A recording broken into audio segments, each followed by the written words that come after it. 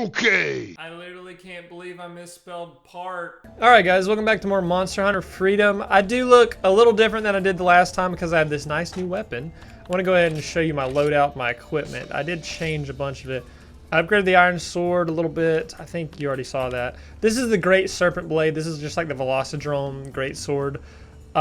This is going to help us a ton at the beginning of the game, and just even in the later parts of this village quest area, until I get some better weapons. But I got the Iron Hammer, Cyclo Hammer Plus, which is pretty cool. I just don't have a good sharpness on it yet. I got the Assassin's Dagger, and I got the Bone Spike Plus, I think. Or maybe it's not. Let's go ahead and check out my armor and the weapons that we can create from the weapons that we already have. So, weapon crafts. Nothing really new here. We can improve our weapon. Iron Katana Grace is our next big, weapon that we want to get. The Greater Serpent Blade is freaking beastly. It's just raw power and sharpness, which actually can get you a long way in this game in particular. I could have gotten the White Serpent Blade. I might actually just go back on my free time and get it, just because I love playing this game. Iron Hammer, we just need a lot of iron ore. And the Atlas Hammer, let's see, we can, oh, the Atlas Hammer is just something we need. We need medium monster bone. We need a ton of those. We won't be getting those anytime soon. The next the next weapon that we really want to concentrate on getting is the Poison Axe. This is one of the most iconic weapons for me because Dylan and I used it all the time when we were beginning this game. We can get the Master's Dagger, which really isn't that great. Thunderbane, which we're not going to be able to get for a while, but I do want. What else? So we have Bone Spike. Corona, that's the weapon that I want to get. It has 440 fire attribute. I don't understand really how the elemental damage is distributed, but if it's got a high, like, for 440 for a sword and shield is really good. So just keep that in mind. Let's see what kind of quests. Oh, I want to check the greaves. I want to see what I can do with these. Let's see, armor craft, leggings. Can I even make them yet? What do I need? So I've already gone ahead and mined off screen and I couldn't get anything. But I think it's going to be a good time to show you the inside of the Gathering Hall. Now you have two separate entrances. You have the online and offline. The offline Gathering Hall is what you do to increase this down here, which is your HR. I'm not going to be doing this for a while until I'm jacked up on like armors and equipment. So you won't be seeing this for a while. You have the regular quest for this lady, and then you have the high rank quest from this lady. I do want to show you this. What you can do is you can go to level 2. If you're brave enough, you can go slay some of the bigger monsters, but I'm not really going to spoil those right now. The main thing I want to go ahead and show you, though, are the gathering quests. The gathering quests are awesome for getting ore. I'm not exactly going to go on a gathering quest right now. I'm going to do that off screen. I just wanted to show you the inside of the gathering hall. That way I felt like I could do that in good conscience. But for now, we're going to be taking on some of the Elder quests just to progress. I'm going to be doing Elder quests to progress, whatever. I did one mission off screen, which was Slay the Great Kut-Ku, which is actually a blue Kut-Ku. And you get different materials from different colored monsters, and you can get different weapons from them also. And they're a little bit harder, they have a little bit more HP, they do a little bit more damage, but I don't feel like this is something I want to show right away, because I might do it. I don't know. I know we have to kill... Okay, I'm going to ask Dylan real quick. Do I have to kill the Bullfangos in the Forest Hills? What do you mean? That's the required quest for HR2? Or, I mean, the outside quest? I know I have to do Liver of Legend and show off the desert, so I'm going to go ahead and do that. I think I do have to kill the Bullfangos, actually. We are going to be getting a desert cutscene, that's why I wanted to show this off and show off another biome, pretty much, or another area. Oh, wait, we're actually not. Okay. Oh, God, don't do that. No! I hit the wrong button. I thought we would be getting a desert cutscene. I guess Monster Hunter Freedom 2 is just way better about making the areas seem bigger and better than they actually were. So this quest is called Liver of Legend. What we have to do is we have to deliver... Oh, well, if you're ever lost, you can go here to the quest info and see what you have to do. We have to deliver 3 Piscine livers. I'm going to be cutting this because this is actually a very, very irritating mission because you have to use the sonic bombs to draw them out of the sand. Piscines are like, oh crap, I didn't drink. Okay, so gotta explain this. in hot and cold environments, you need hot drinks and cool drinks. I need a cool drink out here in the desert so I don't lose my vitality, and a hot drink in a cold area, that way I don't lose my stamina. Piscines are basically like, it's like a group. Like if you're doing like Kingdom Animalia, just think of it like that. It's almost like a categorization for these kind of monsters. There is another Piscine that we're going to be fighting later on, and he's a lot bigger and a lot badder than these guys. Okay, so see what I did there? I used the Sonic Bomb to draw them out of the water. Keep in mind that Piscines are weak to the Sonic... Oh, Jesus. Piscines are weak to the Sonic Bombs. And it's not just these, and you'll see what I mean later. But I'm trying not to spoil things for people who don't really know what the game is like, what the game's like, or if you haven't really experienced this game for yourself. Okay, that guy might attack me now. Okay, so I think you can carve these guys twice if I'm not mistaken. And a Piscine liver is something that you could do in a gathering quest to get yourself points to renovate. Oh, you can only carve these once.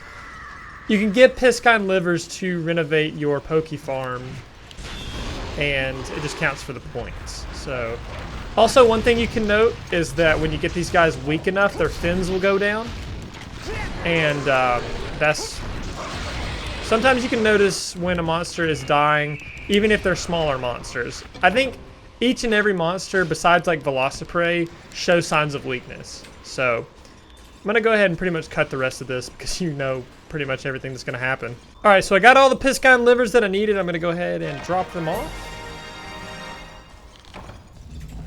And yeah, this quest and like gathering quests like this, there are gathering quests that aren't exactly like you go out and just get resources. There are gathering quests for stuff like pieces of a monster or ore or something like that. Let's go ahead and check out our reward. We got Piscine Jaw. We actually do need a good bit of those. I think they're really good for weapons, if I'm not mistaken.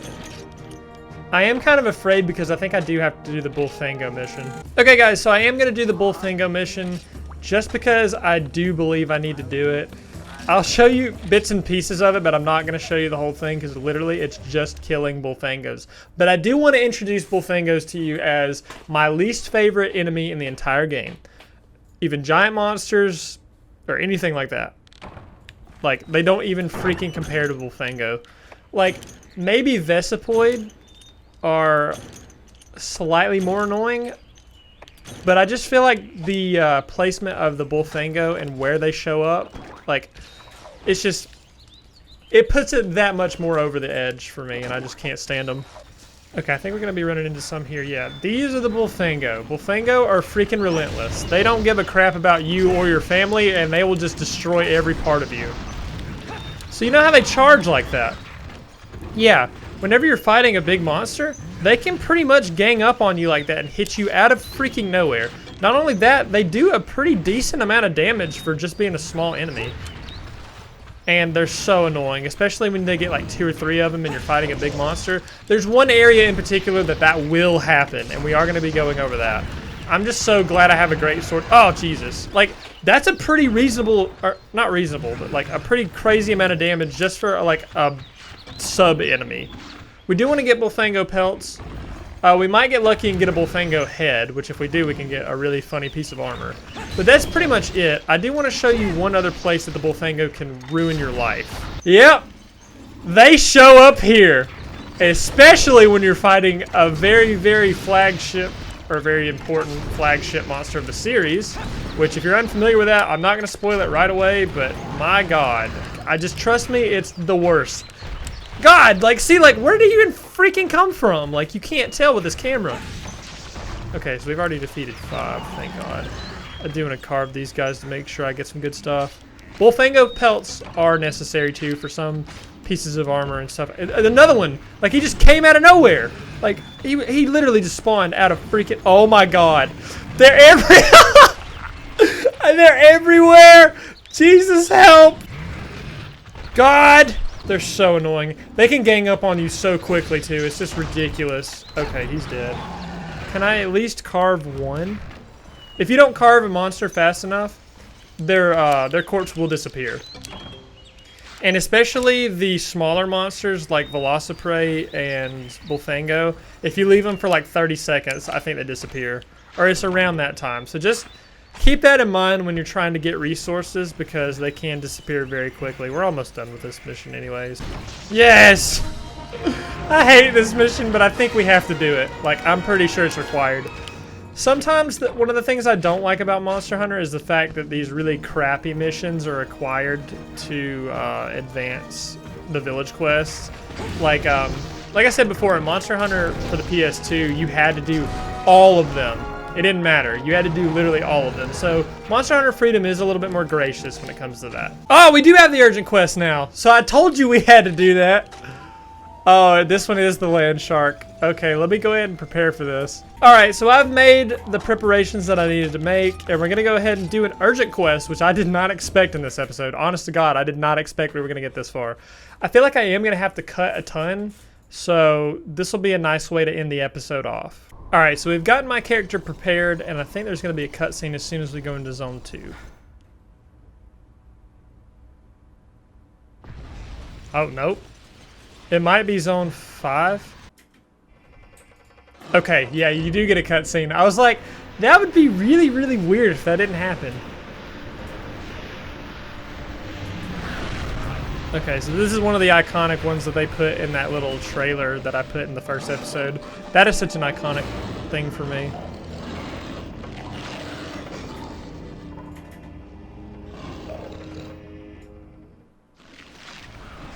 Okay, so if you couldn't tell by just its eyes, this thing is immune to flash bombs. You won't be able to use any flash bombs on this monster, and it is really, really irritating to try and draw them out. If you don't have sonic bombs, just forget about it. Okay, so here we go. Boom. And we want to get a paintball on him because I think he can run away. Okay, so now we just start wailing. Okay. Oh god. Okay. He can hip check you, which a hip check is a very popular move for these monsters to be doing on you. I think he's gonna do it now. Nope. He's just gonna bite. The hip check when they're angry is very, very annoying. Piscines are very, very, like... Sorry, I can't talk. I'm trying to, like, just attack. Okay, Piscines are really prone to using the hip check, and they're one of the worst, honestly, and it's just terrible. He hasn't used it yet, but he's not angry yet. But I feel like I'm doing a good bit of damage to him. I just feel like I'm just wrecking everything. Like, I'm telling you, man, great swords are awesome in this game. Okay, now he's angry. Oh, thank God. Okay, he's gonna do it. He's gonna do it. Okay, there you go. So whenever you block, if you have a giant weapon like I have and you block, okay, he's not really gonna do much. Sorry. If you have a giant weapon like I have and you block with it, it's going to decrease your sharpness. So if you're blocking attacks, you will take a little bit of damage. I think it reduces like 95% of the damage. I can't give you an exact number, but it does reduce like almost all of it. But you can still get hit. That just makes sense. See, there we go. We're going to be using this. The weak points on the Cephadrome, I think that's what it's called, are its neck and its tail. Okay. Literally, he hasn't even hit me yet. It's just a stupid freaking...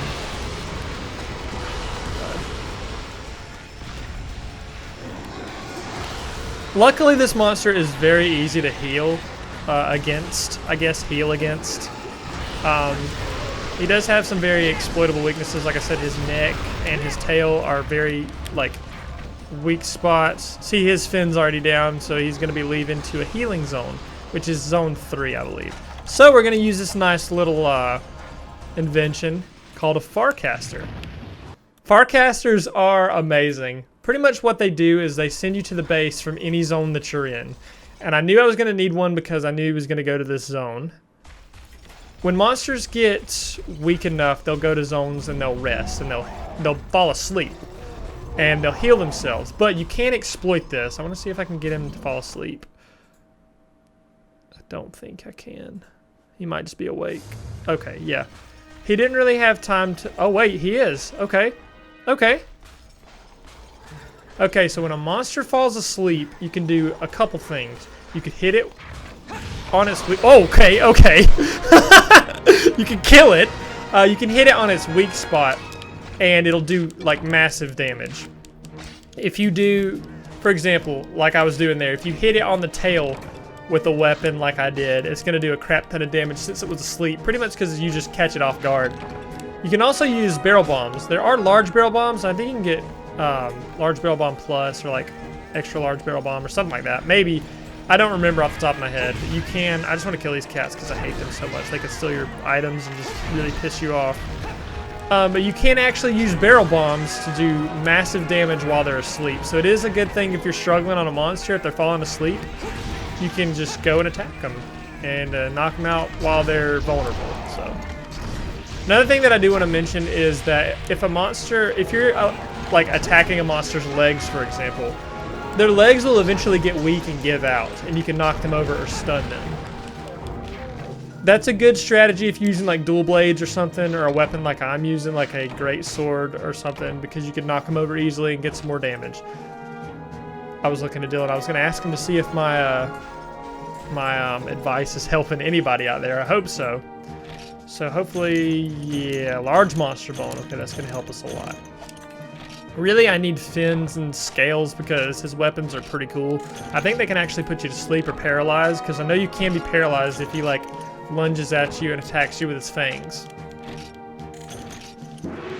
And now, okay, this is one thing that I do want to go ahead and cover.